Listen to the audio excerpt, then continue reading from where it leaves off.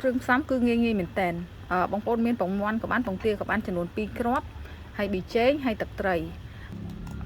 ប៊ីចេងហើយទឹកត្រីបញ្ចូលមកគឺខ្លាយជាជីហើយ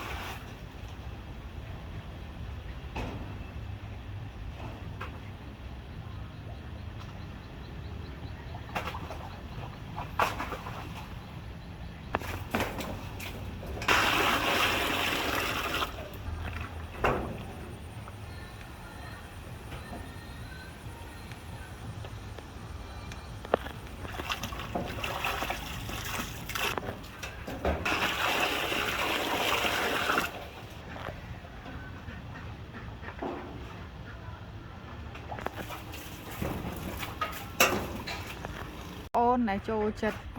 ដាំដំណាំហើយអត់មានកន្លែងទីធ្លាធំទលាយដាំដូចជាខ្ញុំអញ្ចឹងណាដាំនៅក្នុងឡាំងស្នោដាំនៅក្នុងកដុងទឹកសុទ្ធអីអញ្ចឹងណាបងប្អូនអាចមកមើលវីដេអូនេះបានគឺខ្ញុំនឹងចែកបទពិសោធន៍ការផលិតជីធម្មជាតិពីពងទាជាមួយនឹងទឹកត្រីបងប្អូនទាំងអស់គ្នាមានចំនួនតែ3មុខទេពងទាប៊ីចេងហើយទឹកត្រីគឺអាចផលិតជីស្រោចដំណាំឲ្យ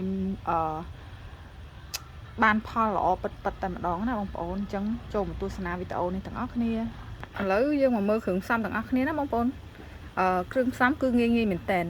បងប្អូនមានពងមាន់ក៏បានពងទាក៏បានចំនួន2គ្រាប់ហើយប៊ីចេងហើយទឹកត្រីប៊ីចេងហ្នឹងគឺប្រើម៉ាកអីក៏បានដែរបងប្អូនទាំងអស់គ្នាឥឡូវយើងចាប់ផ្ដើមមកផលិតទាំងអស់គ្នាណាបងប្អូនបងឡើយគឺយើងវាយពងទាឲ្យសព្វដូចយើងយកមកគោះវាយពងទាយកមកគោះជៀនអញ្ចឹងណាបងប្អូនទាំងអស់គ្នាវាយឲ្យសព្វល្អមកហើយយើងដាក់ប៊ីចេងហើយទឹកត្រីបញ្ចូលមកគឺខ្លាយជាជីហើយមុននឹងដាក់ប៊ីចេងឬក៏ទឹកត្រីចូលហ្នឹងគឺយើងវាយពងទាឲ្យសព្វសិនវាយទៅលបាយពងទាហ្នឹងគឺថាវាលែងមានដូចថាក្រហមផ្សេងសផ្សេងអញ្ចឹងគឺយើងវាយឲ្យវាសព្វចូលគ្នាតែមួយហ្មងណាបងប្អូនទាំងអស់គ្នាឥឡូវយើងវាយពងទាបានសព្វល្អហើយយើងដាក់ប៊ីចេងចូលប៊ីចេងក៏ដាក់ចំនួន2ស្លាបព្រាដែរបងប្អូនទាំងអស់គ្នាបន្ទាប់មកទៀតទឹកត្រីរបស់យើងក៏យើងដាក់ចំនួន2ស្លាបព្រាប៉ុន្តែចាក់ឲ្យ2ស្លាបព្រាបាយស្រាខ្លីៗបងប្អូនអានេះវារៀងរាក់អញ្ចឹងយើងដាក់3ស្លាបព្រាទៅព្រោះយើងប៊ីចេងយើងដាក់2ស្លាបព្រាតែវាអាចនៅកំពុងបានមកទឹកត្រីយើងដាក់កំពុងអត់កើតអញ្ចឹងហើយយើងដាក់3ស្លាបព្រាបើសិនជាស្លាបព្រាខ្លីយើងដាក់តែ2ស្លាបព្រាបានហើយឥឡូវយើងចាប់ផ្ដើមវាយលបាយ3មុខហ្នឹងឲ្យសព្វចូលគ្នាល្អលែងឲ្យថានៅមានប៊ីចេងអីនៅអត់តរលាយអស់អីចឹងគឺយើងត្រូវការវាយវាឲ្យរលាយសព្វចូលគ្នាតែម្ដងណា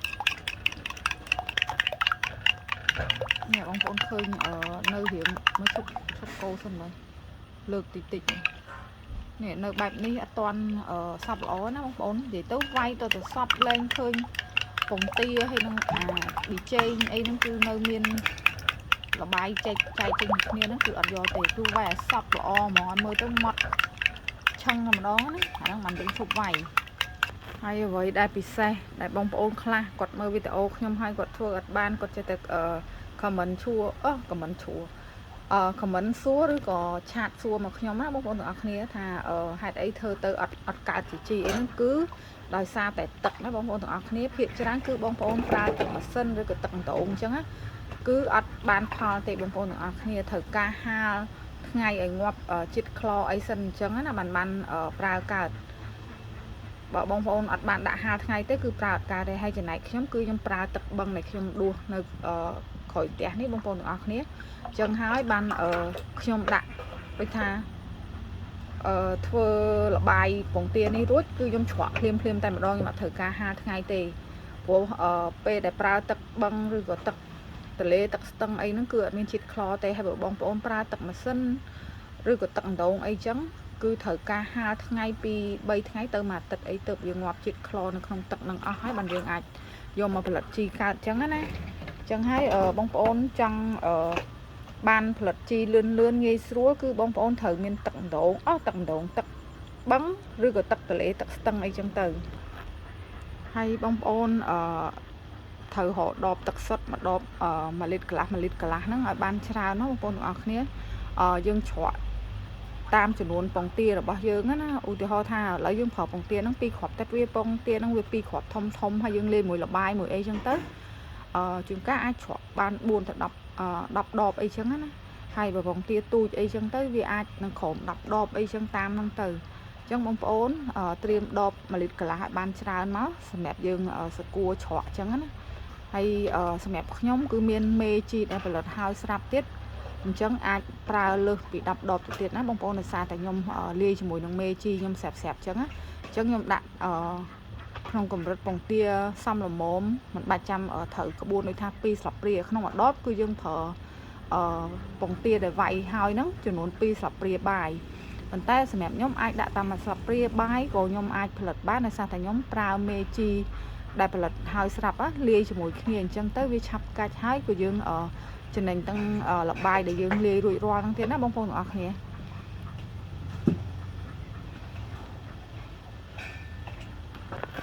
ហើយនេះគឺជាមេជីដែលខ្ញុំផលិតរួចរាល់អញ្ចឹងណាហើយខ្ញុំដាក់វាហាលថ្ងៃតម្រៀបនៅចិត្តដំណាំរបស់ខ្ញុំអញ្ចេះសម្រាប់ប្រើប្រាស់នៅពេលដែលខ្ញុំស្រោចដំណាំអីចឹងទៅខ្ញុំលាយទឹកសម្រាប់ស្រោចតិចតួចចឹងណាហើយតិចទៀតខ្ញុំនឹងយកវាហ្នឹងមកលាយជាមួយនឹងទឹកលបាយដែលយើងត្រូវលាយសម្រាប់ផលិតជីថ្មីចឹងណាបងប្អូននេះគឺជាលទ្ធផលដែលយើងស្រោចទឹកជីហ្នឹងគឺដំណាំវាល្អចឹងហើយបងប្អូនទាំងអស់គ្នា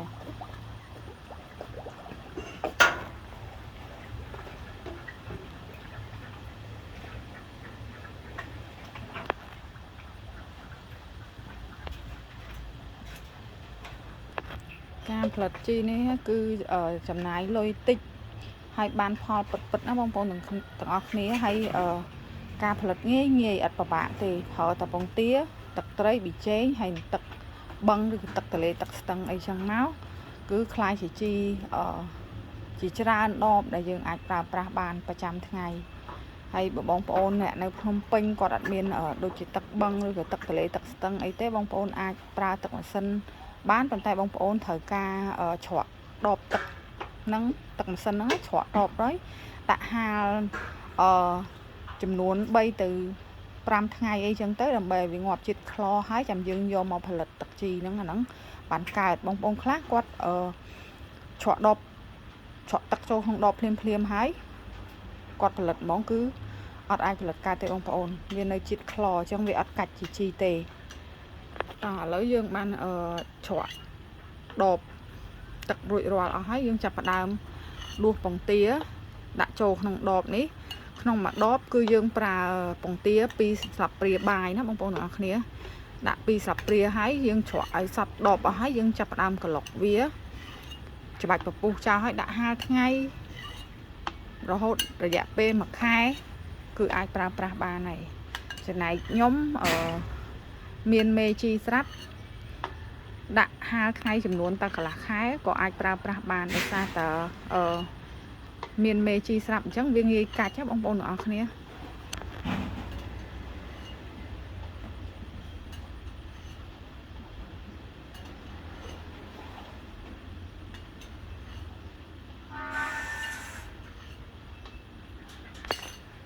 នៅក្រោយផ្ទះខ្ញុំគេដាក់អាស្អីនោះយកត្រីបងប្អូនទាំងអស់គ្នាលើកមកម្ដងក្នុងបឹងហ្នឹងគឺមានត្រីច្រើនមែនតែនហ្មងពេលដែលលើកមកម្ដងគឺបានត្រីច្រើនហើយគេយកមកដាក់ឲ្យចិញ្ចឹមក្នុងបែរគេនេះឬក៏គេដាក់ជាចំណីឲ្យត្រីដែលគេចិញ្ចឹមអញ្ចឹងណាឥឡូវយើងងាកមកមើលការផលិតជីរបស់យើងវិញនេះខ្ញុំច្រកឲ្យបានប្រហែលដប1 2 3 4 5 6 7 8 9 10ដបបងប្អូនទាំងអស់គ្នាហើយនៅសល់ពងទាប៉ុណ្នេះទៀតអញ្ចឹងខ្ញុំអាចច្រកបានពី14ទៅ15ដបអីចឹងណា ឥឡូវចាប់ផ្ដើមច្រកទឹកបន្ថែមសិនហើយតិចទៀតខ្ញុំនឹងបង្ហាញពីរបៀបក្លុកយកពពុះវាចេញហើយថែមមេជីរបៀបម៉េចឲ្យបងប្អូនដែលអត់មេជីតើត្រូវធ្វើរបៀបម៉េចចឹងណាឥឡូវនេះខ្ញុំចាប់ផ្ដើមចាក់ពងទាចូលដបប្រហើយណាព្រោះពងទាខ្ញុំមិញហ្នឹង2គ្រាប់ហ្នឹងក៏វាធំដែរអញ្ចឹងអាចប្រើបានដល់តែ10ដបជាងអញ្ចឹងណាសម្រាប់បងប្អូនខ្លះគាត់ពងទាទិញបានមកទូចអីចឹងដាក់បានតែ4-10ដបអីគឺកុំឆ្ងល់ដោយសារតែបរិមាណនៃពងទាហើយនឹងលបាយលាយហ្នឹងវាខុសគ្នាអីចឹងទៅអញ្ចឹងឲ្យបងប្អូនធ្វើទៅតាមខ្ញុំក្បួនដែលប្រាប់ហ្នឹងណាដូចថាឥឡូវពងទា2គ្រាប់ប៊ីចេង2ស្លាបព្រាទឹកត្រី2ស្លាបព្រាចឹងហើយបងប្អូនច្រកបានប្រហែលដបគឺយកប៉ុណ្្នឹងទៅមិនបាច់ចាំកំណត់ទឹកថាប្រហែលដបបានត្រូវជាមួយនឹងពងទាហ្នឹងគឺអត់កំណត់ទេសំខាន់ជាងគេគឺដប1លីត្រកន្លះយើងដាក់ពងទាទឹកលបាយដែលលាយហើយហ្នឹង2ស្លាបព្រាបាយទៅគឺរួចរាល់ហើយឥឡូវយើងច្រកសពគ្រប់អស់ហើយគឺយើងចាប់ផ្ដើមក្លុកគឺត្រូវការក្លុកវាឲ្យសពបងប្អូនទាំងអស់គ្នាក្លុកឲ្យខ្លាំងដើម្បីឲ្យវាលបាយហ្នឹងវាវាយជាមួយនឹងទឹកហ្នឹងឲ្យសពល្អណាយើងពេលដែលវាសពហើយវាចេញពពុះបែបនេះគឺយើងច្របាច់ពពុះចោលច្របាច់ពពុះហ្នឹងឲ្យអស់អាលីងហ្មងណាកុំឲ្យមានពពុះកាលណានៅមានពពុះវាកើតជាស្អុយជាខូចជីអីចឹងណាហើយពេលដែលយើងច្របាច់ពពុះស្អាតបែបនេះហើយបងប្អូនរកកន្លែងណាដែលមានថ្ងៃដាក់ហាលឲ្យចំថ្ងៃ24ម៉ោងហើយសម្រាប់អ្នកដែលមានមេជីស្រាប់ដូចជាខ្ញុំអញ្ចឹងនេះយើងចាក់មេជីបន្ថែមបន្តិចមកដើម្បីឲ្យវាងាយកាច់ឆាប់បានប្រើប្រាស់អញ្ចឹងណាចំនួនតែកន្លះខែគឺអាចប្រើប្រាស់បានហើយសម្រាប់បងប្អូនដែលគាត់អត់មានមេជីគឺបងប្អូនដាក់ហាលចំនួន1ខែទើបអាចប្រើប្រាស់បានអញ្ចឹងណាបងប្អូនទាំងអស់គ្នាហើយពេលដែលយើងចាក់មេជីនេះចូលហើយគឺយើងត្រូវការក្លុកវាដែរឥឡូវខ្ញុំអត់ទាន់បានក្លុកចាំតិចទៀតច្រកសពអស់ហើយចាំក្លុកម្សាទៀតអញ្ចឹងណាបងប្អូន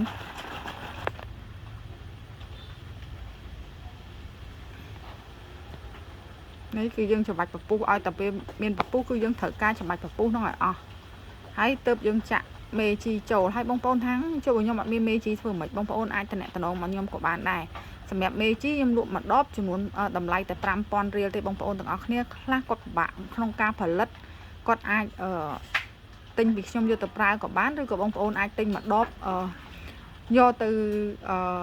ដូចថាផលិតជីបន្តខ្លួនឯងអញ្ចឹងណាព្រោះអីវាងាយកាច់បងប្អូនខ្លះគាត់ពិបាកផលិតគាត់ចេះផលិតអីចឹងទៅវាអត់ងាយកាច់ជី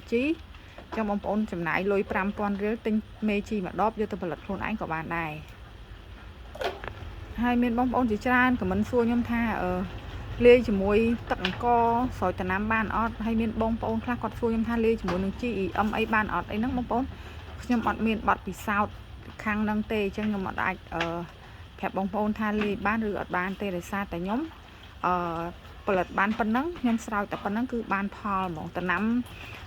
នៅតាមខេត្តបងប្អូនខ្ញុំគាត់យកទៅប្រើប្រាស់អីគឺបានផ្លែផ្កាល្អមែនតែនហ្មងបងប្អូនតែសម្រាប់ដូចថាយើងអ្នកនៅភ្នំពេញយើងអត់អាចដាំដំណាំផ្លែអីបានទេគ្រាន់តែជាដំណាំស្លឹកផ្កាអីតិចតួចអីចឹងគឺខ្ញុំស្រោចវាគឺល្អមែនតែនហ្មងពណ៌បៃតងល្អមែនតែនហើយផ្កាម្លិះខ្ញុំអីគឺបងប្អូនធ្លាប់មើលវីដេអូខ្ញុំគឺដឹងហើយផ្កាច្រើនខ្លាំងណាមិនផ្កាតិចទេចឹងហើយបងប្អូនដែលចង់ផលិតជីប្រើប្រាស់ខ្លួនឯងបងប្អូនសាកមើលវីដេអូនេះហើយអនុវត្តផ្ទាល់ធានាជូនថាបងប្អូននឹងបានមេជីមួយប្រើដោយមានប្រសិទ្ធភាពហើយមានសុវត្ថិភាពចំពោះសុខភាពគឺអត់ប៉ះពាល់ដល់សុខភាពទេគឺជីធម្មជាតិពិតតែម្ដងហើយធានាថាអនុវត្តតាមវិធីសាស្ត្រនេះគឺប្រើប្រាស់បាន 100% ផលិតបាន 100% ដូចគ្នាណាបងប្អូនឲ្យតែបងប្អូនអនុវត្តតាមវិធីសាស្ត្ររបស់ខ្ញុំកុំឲ្យខុសណាបញ្ជាក់ម្ដងទៀតបងប្អូនប្រើទឹកម៉ាស៊ីនបងប្អូនត្រូវការហាលទឹកដូចថាបងប្អូនច្រកដបបើកទឹកម៉ាស៊ីនហ្នឹងច្រកក្នុងដបហើយបងប្អូនដាក់ហាលថ្ងៃចំនួន3ថ្ងៃទៅ5ថ្ងៃអីសិនចាំបងប្អូនយកមកផលិតជីតែបើបងប្អូនមានទឹកបឹងឬទឹកទន្លេទឹកស្ទឹងអីដូចជាខ្ញុំអញ្ចឹងបងប្អូនបាច់ហាលថ្ងៃគ្រាន់តែដួសមកច្រកដបហើយបងប្អូនចាប់ផ្ដើមផលិតគឺប្រើប្រាស់បានតែម្ដងណារយៈពេលហាលគឺរយៈពេល1ខែតែបើបងប្អូនមានមេជី គឺបងប្អូនប្រើរយៈពេលតែកន្លះខែឬ10ថ្ងៃក៏បងប្អូនអាចប្រើប្រាស់បានដែរហើយនៅពេលដែលយើងនេះច្រកដបហើយអញ្ចឹងអីហើយហ្នឹងគឺបងប្អូនត្រូវការរកកន្លែងណាដែលមានថ្ងៃមួយថ្ងៃវល់ល្ងាចណាបងប្អូនយើងដាក់ហាលឲ្យចំថ្ងៃមួយថ្ងៃវល់ល្ងាចហើយយើងអាសាមកកលុកវាក្នុងមួយថ្ងៃម្ដងទៅ2ដងអញ្ចឹងទៅតាមដែលបងប្អូនតនេឬរវល់អីទៅតាមអញ្ចឹងទៅកលុកវាដើម្បីឲ្យវាឆាប់កាច់កាលណាតែបងប្អូនអត់កលុកអត់អាសាមកមើលវាទេដាក់វាឲ្យចំថ្ងៃទេគឺជីហ្នឹងវាអត់កាច់ទេបងប្អូនខ្លះគឺគាត់មើលវីដេអូខ្ញុំមកដល់ចប់ទេហើយទៅពេលអញ្ចឹងទៅគាត់ធ្វើខុសគឺមិនកើតជាជីទេបងប្អូនទាំងអស់គ្នាអញ្ចឹងបងប្អូនបញ្ជាក់ឲ្យបញ្ជាក់ទៀតបងប្អូនធ្វើតាមវិធីសាស្ត្រនេះឲ្យតែធ្វើត្រូវតាំងពីដើមដល់ចប់គឺបងប្អូននឹងផលិតជីបានហើយមិនបាច់ចាំប្រើមេជីក៏បងប្អូនផលិតបានដែរតែបើបងប្អូនគិតថាពិបាកបងប្អូនតាក់តងមកទិញយកទៅប្រើហ្មងក៏បានដែរបងប្អូនទាំងអស់គ្នាមកដប់តែ 5000 រៀលទេមិនបាច់ហត់ពិបាកក្នុងការធ្វើទេតម្លៃធូរថ្លៃចែកជូនបងប្អូនប្រើទេអូខេហើយសម្រាប់មកដបនេះមិនមែនប្រើបានម្ដង2ដងអីអស់ទេណាបងប្អូនទាំងអស់គ្នាគឺទឹកមួយធុងពេត្រូលយើងលាយទឹកជីនេះតាកន្លះវែកសឡអីហ្នឹងគឺយើងស្រោចដំណាំបាន1កាណូអញ្ចឹងណាហើយអញ្ចឹងមួយដបនេះយើងអាចប្រើបានរាប់ខែបងប្អូនទាំងអស់គ្នាសម្រាប់ដំណាំតិចតួចដែលនៅផ្ទះដូចជាខ្ញុំអញ្ចឹងណាបងប្អូននេះហើយសម្រាប់តែបងប្អូនដែលដូចថាគាត់មានដំណាំច្រើនដីទីធ្លាទលំទលាយគាត់មានដំណាំច្រើនអីចឹងអាហ្នឹងវាចុះទៅតាមនឹងអញ្ចឹងណាតែបើបងប្អូនមានដំណាំតិចតួចនៅក្រោយផ្ទះកលៀតផ្ទះអីអ្នកដែលនៅភ្នំពេញគាត់អត់សូវមានដីទីធ្លាធំអីទេមួយដបហ្នឹងគឺប្រើមួយខែប្រើអត់ចង់អស់ផងបងប្អូនទាំងអស់គ្នាខ្ញុំធ្វើម្ដង10ដបជាមិនចេះគឺខ្ញុំប្រើរយៈពេល1ឆ្នាំបានអស់ប៉ុន្តែដោយសារតែខ្ញុំមានបងប្អូនគាត់គ្រប់គ្រងការផលិតរបស់ខ្ញុំអីចឹងគាត់ប្រើទៅល្អអីចឹងគាត់ជួយទិញអីចឹងទៅខ្ញុំអាសាផលិតទឹកជីនេះចឹងណាបងប្អូនព្រោះអីតម្លៃសមរម្យគាត់យកទៅប្រើបានផលចឹងហើយគាត់ចេះតែបន្តជួយគ្រប់គ្រងការផលិតទឹកជីរបស់ខ្ញុំចេះតែអាសាធ្វើវីដេអូបង្ហាញជូនបងប្អូនផងខ្ញុំលក់ផងចឹងណា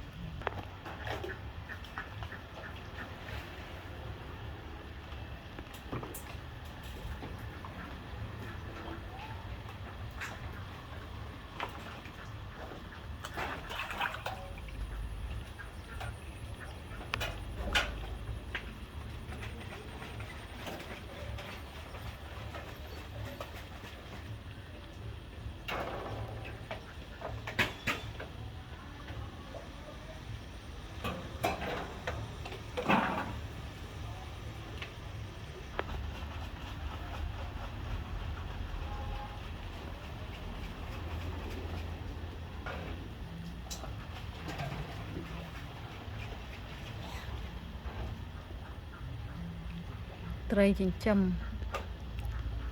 គ្រាន់តែយើងដើរមកហ្នឹងនិយាយថារត់មកព្រាតហ្មងឮតែសម្រាប់ជើងគឺមកហ្មង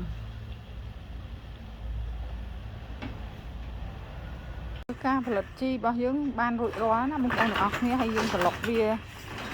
សពអស់ហើយយើងដាក់កន្លែងដែលខ្ញុំគិតថាកន្លែងណាដែលមានថ្ងៃវងងាយអញ្ចឹងណាខ្ញុំដាក់ហាលតម្លៃវាហាលចេះ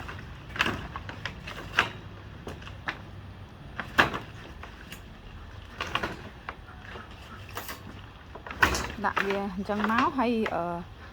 រាល់ថ្ងៃគឺបងប្អូនត្រូវក្លុកមួយថ្ងៃ2 ដងម្ដង 2 ដងតាមបងប្អូនទលេឬរវល់តាមហ្នឹងទៅបងប្អូនទាំងអស់គ្នាអត់កំណត់ថាត្រូវតែ2 ដងហ្មងទេឥឡូវបងប្អូនមកមើលការលាយទឹកជីម្ដងគឺយើងលាយចាក់ចំនួនស្មានតែបងប្អូនដោយសារតែយើងមិនមែនជាជីជាតិគីមីអីដែលខ្លាច់ប៉ះពាល់ដល់សុខភាពទេនេះខ្ញុំទឹកនេះប្រហែលជា10 លីត្រអញ្ចឹងយើងចាក់វាឲ្យកូរឲ្យសព្វអញ្ចឹងហើយយើងដួសស្រោចដំណាំទៅទឹកនេះសល់មកពីខ្ញុំលាយជីមិញណាពេលអញ្ចឹងយើងដាក់លាយវាប្រហែលជា3 ទៅ 4 សាប់ព្រាអីចឹងហើយយើងកូរឲ្យសព្វយើងយកមកស្រោចដំណាំយើងមកអត់មានអីពិបាកហើយក៏អត់ប៉ះពាល់ដល់សុខភាពដែរហើយដំណាំគឺថាស្លឹកពណ៌បៃតងល្អហើយបើផ្កាក៏ផ្កាច្រើនហើយបើផ្លែក៏ផ្លែច្រើនអញ្ចឹងណាបងប្អូនទាំងអស់គ្នាតែសម្រាប់ខ្ញុំដោយសារតែខ្ញុំអត់មានជាដំណាំដែលអាចដាំទៅចេញផ្លែបានទេយើងអត់មានដីហើយដូចជាស្វាយដូចជាទៀបអីនេះគឺខ្ញុំគ្រាន់តែបដោះវាអញ្ចឹងទៅនៅពេលដែលខ្ញុំបានទៅស្រុកកំណើតអីចឹងខ្ញុំយកទៅដាក់ដាំនៅស្រុកអញ្ចឹងណាបងប្អូនដីធ្លីយើងធំអីចឹងហ្នឹងមកយើងដាំបានផ្លែផ្កាបើមិនយើងដាំនៅក្នុងកេះស្នោឬក៏ដបទឹកសុទ្ធអីចឹងទេគឺវាអត់អាចបានផលល្អទេវាគ្រាន់តែមានស្លឹកមានអីល្អចេះប៉ុន្តែវាមិនបានផ្លែបានទេហើយសម្រាប់ដំណាំនេះអីវាមិនមែនអត់ចេញទេប៉ុន្តែគ្រាន់តែវាអត់បានផ្លែឲ្យល្អឲ្យនេះចេញជាការមកច្រើនប៉ុន្តែផ្កាឲ្យជ្រុះផ្កាឲ្យជ្រុះទេដោយសារតែវាដីតិចពេកនេះដូចបងប្អូនឃើញស្រាប់ចឹងនេះដីច្រឡះអញ្ចឹងហ្នឹងមានតែដីអីច្រើនអញ្ចឹងហើយវាមិនអាចបានផ្លែយើងហូបទេតែវាយើងដាក់នៅដីផ្ទាល់តែម្ដងដាក់ដាំនៅដីផ្ទាល់ហើយស្រោចទឹកជីនេះគឺថាបានផលពិតតែម្ដងបងប្អូនតានេះអត់ថាស្រោចខាតតែពេលខាតតែវេលាគឺអត់ទេដំណាំអីក៏បានផលដែរបងប្អូនខ្ញុំគាត់ដាំអាឡឹកដាំតែសក់ស្រូវដាំអីហ្នឹងអូគឺផ្លែល្អមែនតែនហ្មង